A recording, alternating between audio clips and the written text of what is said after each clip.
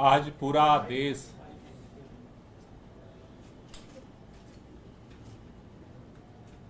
जिस बात का इंतजार कर रहा था, लोकसभा चुनाव जो लोकतंत्र का महापर्व होता है, इस लोकसभा चुनाव के दौरान जिस तरह से 3-3 बार के प्रचंड बहुमत से चुने हुए मुख्यमंत्री को लोकसभा चुनाव में प्रचार से केंद्र की भारतीय जनता पार्टी की मोदी सरकार ने वंचित किया था, आज सर्वोच्च न्यायालय ने इस देश से मोहब्बत करने वाले, संविधान से मोहब्बत करने वाले, लोकतंत्र से मोहब्बत करने वाले के दिलों में एक उम्मीद की किरण जगाई है। हम पूरे दिल्ली के लोगों की तरफ से, देश के संविधान प्रेमियों की तरफ से, पूरी पार्टी की तरफ से सर्वोच्च न्यायालय का धन्यवाद करना चाहते हैं कि उन्होंने इस तानाशाही के अंधकार युग में दिल्ली के मुख्यमंत्री अरविंद केजरीवाल को अंतरिम बेल दे करके एक उजाले की रोशनी जलाई है। आज पूरी दिल्ली ही नहीं, पूरा देश खुश है, इस बात से प्रफुल्लित है कि इन विपरीत परिस्थितियों में भी भारत के अंदर हमारे स्वतंत्रता संग्राम सेनानियों के कुर्बानी के दम पर जो संविधान मिला, लोकतंत्र के जो अलग अलग स्तंभ बने, आज भी इस तानाशाही के अंधकार युग में भी अपनी भूमिका को निभाए हैं। इसके लिए तहे दिल से बहुत बहुत शुक्रिया।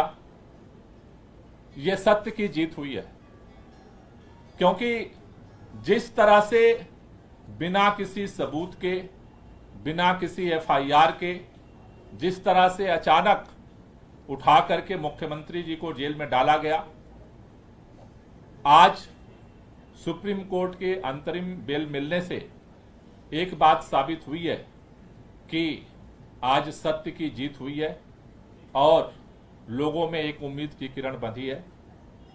मैं पूरे दिल्ली के लोगों से, देश के लोगों से एक ही बात कहना चाहता हूं कि जो इस देश के अंदर हम सब ने मिलकर के लोकतांत्रिक तरीके से, संवैधानिक तरीके से, वोट की ताकत से इस देश से तानाशाही को खत्म करने का, संविधान को बचाने का, लोकतंत्र को बचाने का जो अभियान चलाया है, अरविंद केजरीवाल जी के बाहर आने से ये और मजबूत होगा।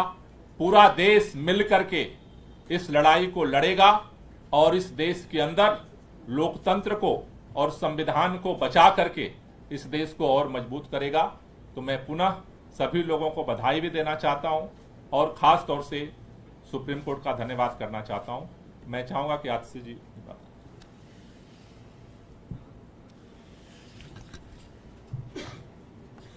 आज जो सुप्रीम कोर्ट का फैसला आया है, इस फैसले से सिर्फ अरविंद केजरीवाल जी को अंतरिम जमानत नहीं मिली है, इस फैसले से सत्य की विजय हुई है, इस फैसले से लोकतंत्र की विजय हुई है, इस फैसले से देश के संविधान की विजय हुई है।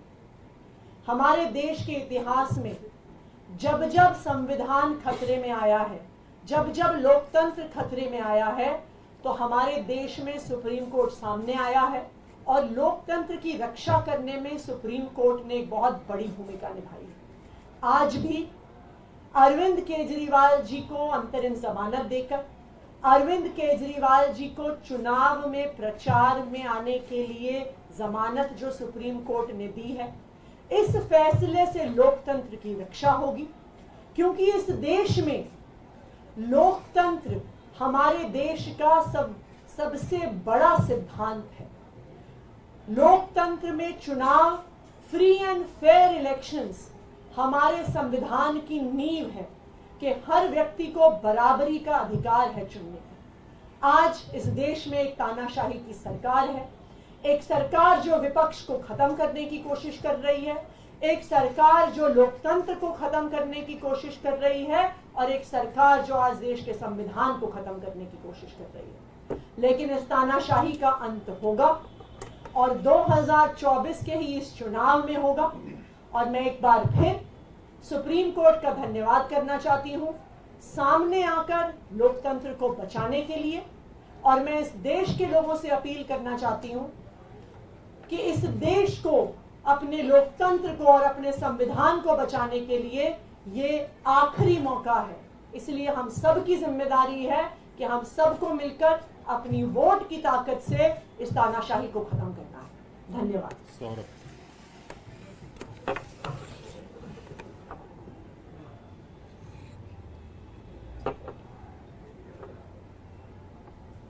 ये पीएमएलए जैसे मामले में जिसमें केंद्र की पूरी सरकार, उनकी पूरी आर्टिलरी, पूरी मशीनरी एक मुख्यमंत्री को जेल में रखना चाह रही थी, और ऐसे मामलों में जहां पे महीनों महीनों बिना सबूतों के लोगों को जेल में रखा गया, उनकी इंटरिम बेल 40 दिन में होना मुझे लगता है कि कोई चमत्कार से बड़ा ही कुछ है। और ये सुप्रीम कोर्ट के माध्यम से मेरा मानना है ऊपर वाले का एक इशारा है, ऊपर ईश्वर का इशारा है कि जो भारत में चल रहा है उसमें बदलाव आना जरूरी है। और मेरा मन कहता है कि ये अपने भक्त अरविंद केजरीवाल जी के लिए बजरंग बली हनुमान जी का आशीर्वाद है कि एक चमत्कार की तरह आज वो जेल से बाहर आएंगे। और मुझे लगता है कि इसका बड़ा मकसद है, ये कोई साधारण बात नहीं है, ये बहुत असाधारण बात है जो हो रही है। और एक बड़े मकसद के लिए अरविंद केजरीवाल जी जेल से बाहर आ रहे हैं। और आपको कुछ दिनों के अंदर दिखेगा कि देश के अंदर अब बड़े बदलाव इनकी रिहाई के साथ दिखने लगेंगे। बहुत बहुत धन्यवाद।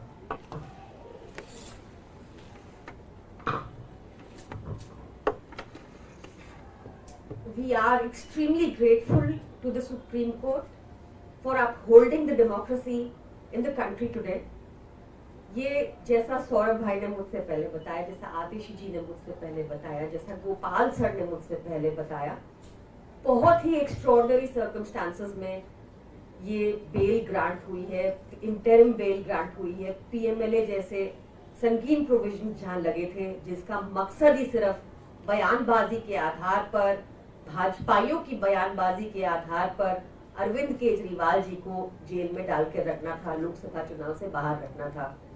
Like Atish ji said before me, ये लास्ट मौका है to save democracy, and we call upon the citizens, we call upon the media, we call upon all of you to ensure कि हम भी इस बार डेमोक्रेसी को अपहेल्ड करें और लगातार देश में, इंडिया में डेमोक्रेसी बनी रहे, इसका पूरा प्रयास करें। Thank you.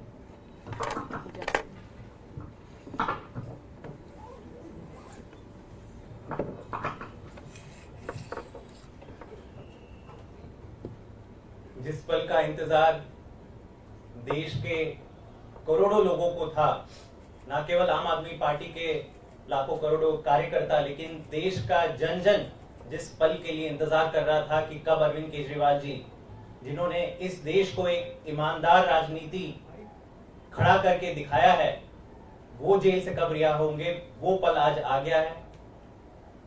इसमें केवल सत्यमेव जयते सबसे सटीक बैठता है। हम शुरुआत से कह रहे थे कि आप झूठ के कितने बड़े पुलिंदे खड़े कर करके 2 साल से झूठ पे झूठ आप एक केस खड़ा कर रहे हो। देश के इतिहास में ऐसा कभी नहीं हुआ, इतना बड़ा राजनीतिक षड्यंत्र। एक नई पार्टी जिसको भाजपा खुद कहती है सुपारी जितनी पार्टी, लेकिन देश की सभी संस्थाएं, सीबीआई, ईडी, आईटी, सब कुछ आम आदमी पार्टी के पीछे आपने छोड़ दिया। और यह भी देखने को पहली बार मिला देश में कि चुनाव घोषित होने के बाद एक नेशनल पार्टी के मुखिया को, कन्वीनर को आपने कैसे जेल के अंदर डाल डाला। और भाजपा लगातार कहती है कि नहीं जी, कानून व्यवस्था पर विश्वास रखिए।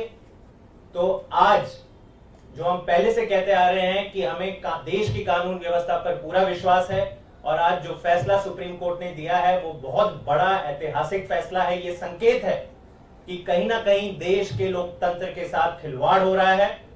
और अब जितना समय ये 2024 के चुनाव में रह गए हैं, मुझे लगता है सही मायने में आज से 2024 का लोकसभा चुनाव शुरू होगा।